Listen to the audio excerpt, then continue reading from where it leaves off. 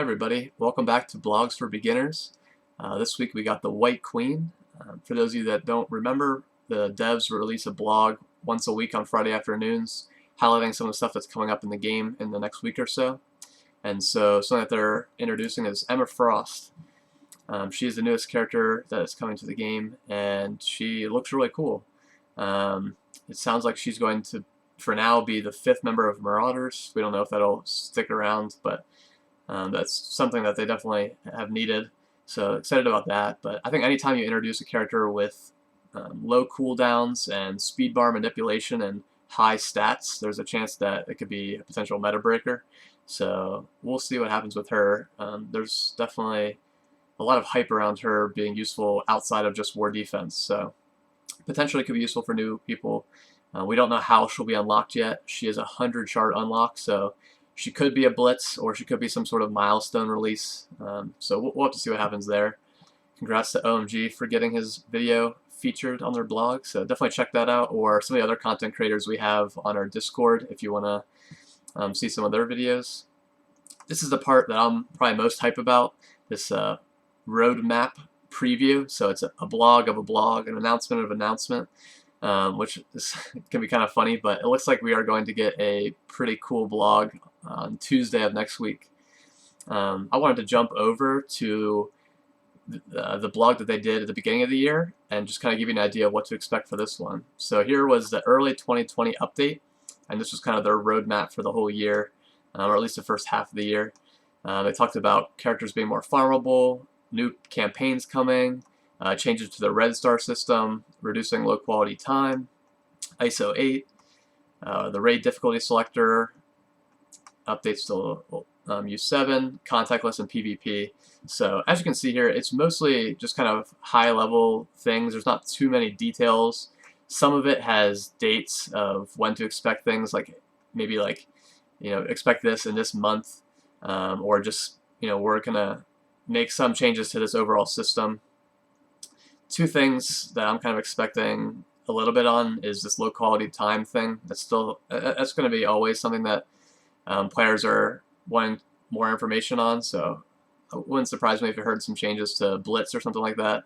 And then ISO 8 keeps being pushed back, and there's been another play test, so I would want to hear more about that. A lot of this other stuff has been addressed, at least by the devs, not necessarily something that players are super happy with, all this stuff, but at least some changes have happened for all this other things. So that just kind of gives you an idea of what to expect next week. They're just going to kind of highlight some of the big picture stuff through the rest of the year.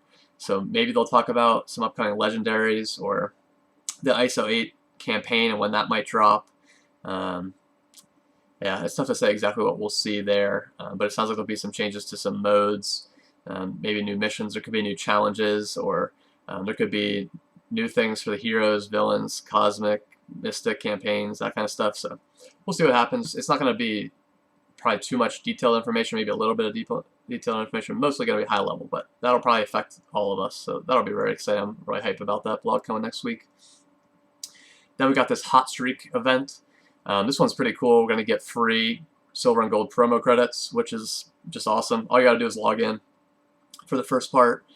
For the second part, there is that Alliance donation daily objective, and to get this, all you need to do is donate, and on top of that, if your whole Alliance donates each day, you'll get additional credits. So definitely encourage your Alliance to donate, one for themselves and one for you.